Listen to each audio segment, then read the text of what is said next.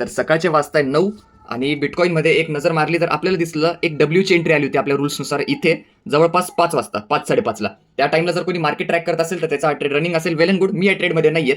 आता कसं आहे 24 तासचं मार्केट आहे तर मग मार्केटमध्ये बरेचसे सेटअप आता 24 तास तर कोणता व्यक्ती मार्केट ट्रॅक नाही करू शकत राईट. तर मग बरेचसे सेटअप मिस होतात त्याच्यात काही मोठी गोष्ट नाही आहे. बघू आपण या ट्रेडचा रिझल्ट काय येतो.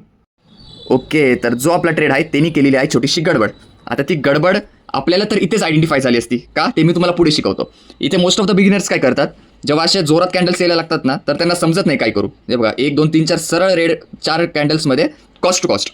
आता बिगिनर ट्रेडर्सना बुक नाही करत तेही चुकी करतात. पण as a part of risk management आपण काय करतो जेव्हा मार्केट 1:2 देतं तेव्हा आपण सिम्पली आपला जो स्टॉप लॉस असतो तो उचलून लावतो कॉस्ट टू कॉस्ट राईट. इथे 2 स्विंग दिसत आहे आपला स्टॉप लॉस चालला असता कॉस्ट टू कॉस्ट आणि त्यानंतर आपण ट्राय करतो की खालून एखादा ट्रेंडिंग सपोर्ट किंवा ट्रेंड लाईन काही पण बोला तो ड्रॉ करायचा ट्राय करतो. आणि जेव्हा पण मार्केट त्याच्या खाली क्लोजिंग देतं तिथे आपण as a part of risk management quantity exit करतो. ती पार्शियल करा किंवा फुल क्वांटिटी करा डिपेंड तुमचा रिस्क ॲपिटाईट किती आहे. पण as a part of risk management आपण इथे काहीतरी ॲक्शन घेतो राईट. आता इथे जेवढे पण बिगिनर ट्रेडर्स असतील ना त्यांना समजत नसेल की अरे इथे काय करू मी इथे निघायला पाहिजे अरे नाही जाईल वर तर इथे ते अडकून जातात. पण आपण इथे ट्रेडला एक्झिट केलं असतं.